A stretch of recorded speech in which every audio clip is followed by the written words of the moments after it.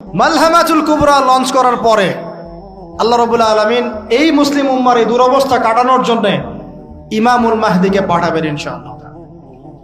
কোত্থেকে আসবেন? নবীজি বলছে যখন দেখবে খোরাসান থেকে ব্ল্যাক ফ্ল্যাক্স গুলো বের হয়ে গেছে, এভাবে আসছে হাদিসে, বরফের উপরে সাঁতার কেটে হলেও তাদের সাথে যোগ দিব। ওই সময় ওয়ার্ল্ডের অবস্থা কেমন থাকবে আমরা জানি না, হাদিসে এভাবে আছে। নবীজি বলেছেন খোরাসান থেকে যে মুজাহিদিনরা বের হবেন তাদেরকে কোনো বাহিনী পরাস্ত করতে পারবে না, এমনকি তারা জেরুজালেম পর্যন্ত পৌঁছে ওটাকে জয় করবে।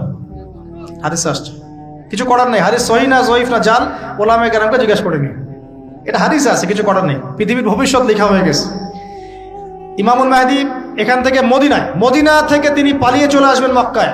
তিনি নেতৃত্ব নিতে চাইবেন না, মানুষ জোর করে তাকে নেতৃত্ব দিবে। হাজার আসওয়াদ এবং মাকাম ইব্রাহিমের মাঝখানে তার হাতে বায়াত নেওয়া হবে। কতজন বায়াত নেবেন? 313 জন। 300। এরপর শাম থেকে একটা বাহিনী তার সাথে যুদ্ধ করতে আসবে। আল্লাহ পাক তাদেরকে মক্কা মদিনার মাঝখানে বাইদা নামক জায়গায় ধসিয়ে দিন, ধসে যাবে, সব আসতে পারবে না। তারপরে বনু কালব নামে একটা গোত্র থাকবে আরবে, ওই কালবের সাথে ইমাম মাহদি যুদ্ধ হবে, ইমাম মাহদি জয়লাভ করবেন ইনশাআল্লাহ। তারপরে তিনি সারা ওয়ার্ল্ডটাকে আবার রুল করা শুরু করবেন। হাদিসে আসছে তিনি গুনে গুনে গনিমতের মাল দিবেন না, মুষ্টি ভরে ভরে মুসলমানদেরকে দান করবেন ইনশাআল্লাহ। তারপরে বের হবে মাসিহুদ দাজ্জাল মানুষের রূপে, ওই যে 4টা জায়গার কথা বললাম, সে বের হবে ইত্যাদি ইত্যাদি। এবার সে মানুষের রূপ ধরে আমাদের সমাজে প্রবেশ করবে এবং তার অনুসারীদেরকে নিয়ে ম্যাসাকার করা শুরু করবে। কিন্তু মুসলিমদের মধ্যে একটা বাহিনী শেষ পর্যন্ত তার সাথে যুদ্ধ করতে থাকবে। হতে হতে হতে হতে যখন মুসলিমরা একটু কোণঠাসা, আল্লাহ পাক পাঠাবেন আসমান থেকে ওই মাসিহকে, যে মাসিহকে তারা চিনতে পারে না। আর ওরা যাকে মাসিহ মনে করছে, তাহলে এই মাসিহটা কে? এ মিথ্যা মাসিহ, মাসিহুদ দাজ্জাল। কথা বুঝতে পারছেন? তাহলে সবচেয়ে বড় প্রতারণা শিকার কারা হচ্ছে? মাসিহুদ দাজ্জাল ওদেরকেই প্রতারণা করছে। বুঝতে পারেননি কথা? ওদের সাথেই সবচেয়ে বড় প্রতারণা হচ্ছে। ওরা মনে করছে এই সত্যিকারের মাসিহ, সে আসলে আমরা বিশ্ব রুল করব।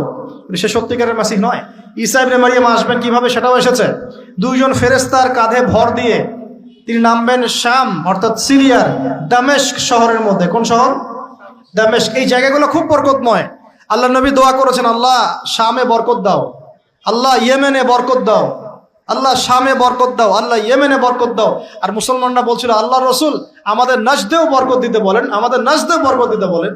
আল্লাহ নবী বলছেন যে নাজদে বরকত না, বরং ওখান থেকে ভূমিকম্প বের হবে, ওখান থেকে শয়তানের শিং বের হবে। চিন্তা করে, ওই যে বললাম নাজদিরা তুর্কিদের বিরুদ্ধে যুদ্ধ করেছিল, অটোম্যান এম্পায়ারের বিরুদ্ধে যুদ্ধ করেছে ব্রিটেনের সাথে হাত মিলিয়ে। ওরাই এখন সারা